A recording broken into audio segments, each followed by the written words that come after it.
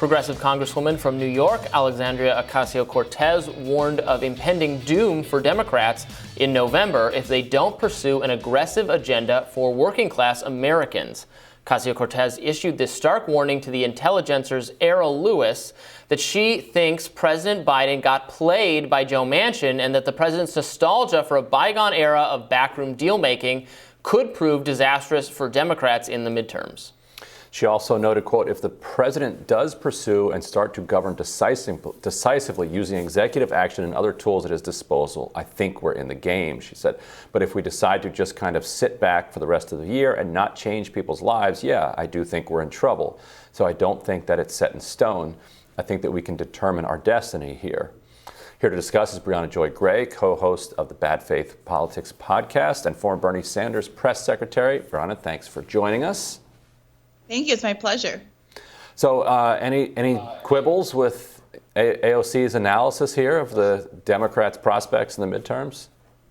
Well, it will surprise nobody who listens to my podcast to learn that I don't quite think that Joe Biden got played as much as Joe Biden, Joe Manchin, and a whole cohort of corporate Democrats got exactly what they wanted. You know, the writing was on the wall as soon as they decoupled the human infrastructure bill from the more traditional infrastructure bill. The writing was on the wall the second Chuck Schumer chose, was not forced to, but chose to decouple a $15 minimum wage from the must-pass COVID relief bill. The writing was on the wall when the progressives in the House didn't use their leverage back in January to force a vote on any number of progressive issues and hold up Nancy Pelosi's speakership as a consequence for doing so, and on and on and on down the line. There was reporting over a year ago, or about a year ago at this point, that showed that there were about 10 Democrats in Congress who did not want the full Build Back Better agenda to go through. And you only have to follow the money to understand why. So I'm not sure if AOC is simply trying to nudge Biden in the right direction and hope that she can use the threat of failing in midterms to get him to do something with his executive authority in the final stretch. But the reality is that this continued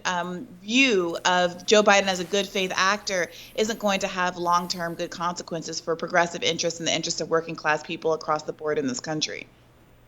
But everything done by executive order can be undone by executive orders by a president from the other party in the future.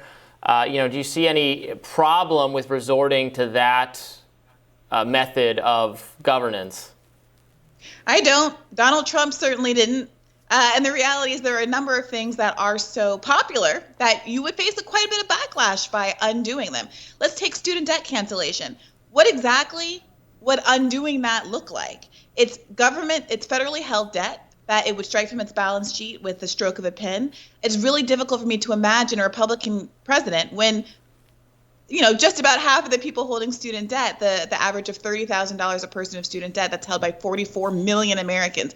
44 million Americans undoing that when the next, Republican president, whoever they may be, is going to be facing the same kinds of issues that we are right now. So the reality of the situation is you can show that you were at least willing to fight for somebody, to fight for your constituents, to do what you promised to do when you were coming into office by using your executive authority. And that's something that Republicans have understood for a long time. Democrats, on the other hand, seem to have something barely short of contempt for their base, where they see their voters as sort of these little shame pigs who they threaten and blame and coerce to come out and vote for them in a cyclical way, as though the prize is membership to the Democratic Party instead of substantive material benefit, especially in the context of an economic crisis and ongoing pandemic that was supposed to end last year.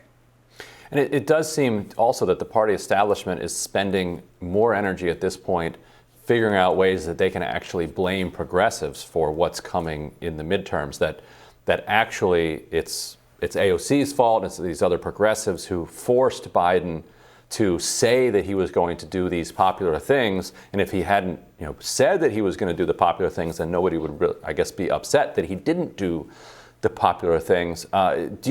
What's your sense of how effective they're going to be able to be in making that argument? And so, coming into 2023 and 2024, is the Democratic line going to be, well, we shouldn't even have bothered to offer anything? I want to be really clear that Joe Biden ran on canceling $10,000 of student debt. Not progressives. Progressives were running on canceling all of it because that's the intelligent thing to do. No. Joe Biden, the bar is on the ground. It's a painted stripe on the concrete. Joe Biden wanted to cancel $10,000 debt. Joe Biden said he was going to cancel all debt for HBCU graduates. Joe Biden said that he was going to cancel debt for people making $125,000 under $125,000 a year. That was his agenda. Joe Biden ran on a $15 minimum wage, which of course he had to. We're in, again, the longest period in American history since the implementation of the minimum wage without having had a minimum wage raise. These are bedrock, ground floor, bipartisan policies that he was running on. And the idea that he's going to try once again, I'm sure that the Democratic Party always does, to flip this into some kind of progressive malfeasance, it really shows how little Democrats are willing to offer. And that's fundamentally why he's in this predicament right now. Voters can sense a complete unwillingness to deliver from the second he got into office and immediately reneged on the promise of $2,000 checks. And you will find, if you talk to real people in the world, they have not forgotten that initial fundamental promise that was undermined immediately right off the bat. And yes, could he go ahead and do, you can't take back checks.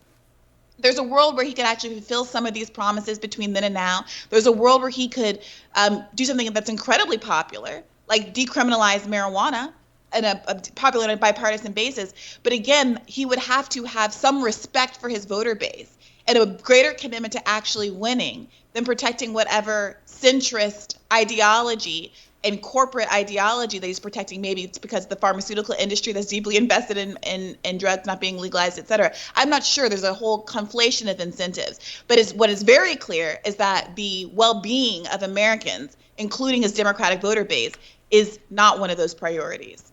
Yeah. Well, the marijuana one is, I would quibble with you on some. I don't know that canceling student loan debt is bipartisan, but marijuana certainly would be. The polls show that people on all sides of the ideological spectrum are increasingly open to that. But why they don't do it is beyond me. Meanwhile, Yahoo News contributor David Ferris has argued that the Dems could still win in November if they tackle the public's economic pessimism, if Democrats can steer messaging away from culture war, whose parameters are defined entirely by the right, and if they get a win in Congress, seemingly via a smaller bill that Manchin might go for. I don't know, those sound like very insurmountable things to do, but yes, if they did them, that would work. What is the strategy, though, Bri, from diverting the conversation to be about economics, where I agree the Democrats have a much more favorable battlefield than the culture war, which is all anybody wants to talk about, and where the Republicans are just utterly spiking the football in victory?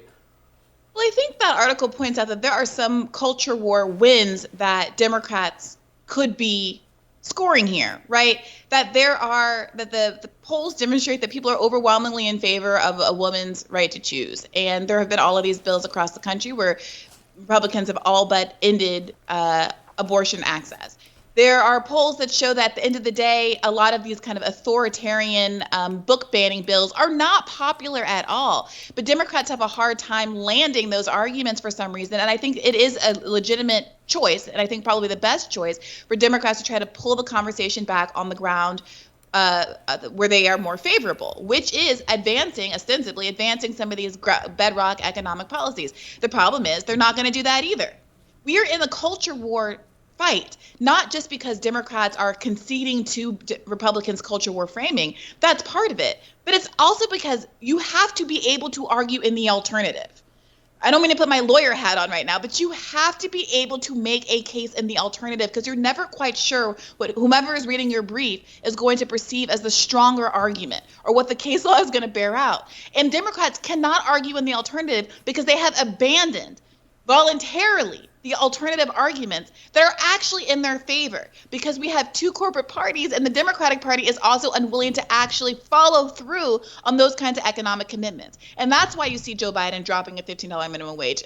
That's why you see Joe Biden and the Democrats unwilling to cancel student debt, and instead adding in this recent budget, $2.7 billion additionally for student loan servicers, so that they can spend more money collecting on debt from a population where even before this economic crisis, 40% of Americans couldn't respond to a $400 emergency. And now you're going to tell people to start paying $300, $400, $2,300 a month in student loan payments again? In the middle of all of this, with the housing crisis and my entire generation unable to keep a roof over their heads? It's political suicide. And they're asking us to go along with it and pretending as though somehow it's the fault of AOC and a bunch of people whose names we didn't know 3 years ago, as opposed to 30 years of neoliberal policymaking. Yeah, and I think you're right that there's just a fundamental contempt, because it's such an obvious win to say, you know what? Yes, we're descheduling marijuana. We can take that off of the DEA's schedule. Sure, do it. Do that one. It's done. Yeah. They could do that, but it associates the Democratic brand with progressives, and they just don't want that. They're like, that would, people would be scared of that. Yeah. Yeah, the they hate Cheech it. Chong movie came out like 30 years ago. Are we really, I don't know that I want to sit here and corroborate the idea that legalizing marijuana, which people who know me know that I'm the biggest teetotaler on the planet. This isn't even like a personal thing for me, but everybody else for decades has understood marijuana as, frankly, the safest substance to use in the world, safer than alcohol. The founding fathers grew marijuana as a staple crop. Like, this is ridiculous. It's ridiculous at this point. I'm worried that the social conservatives are having such a uptick in kind of support and ability to do things that we gotta make marijuana legal now before the polling switches. Like, now is the time. Yeah. I'm worried we're gonna be on the other side of bad numbers soon at the rate everything else is going. So, Briahna, thank you for joining us. Thank you, Robbie. We'll have more Rising after this.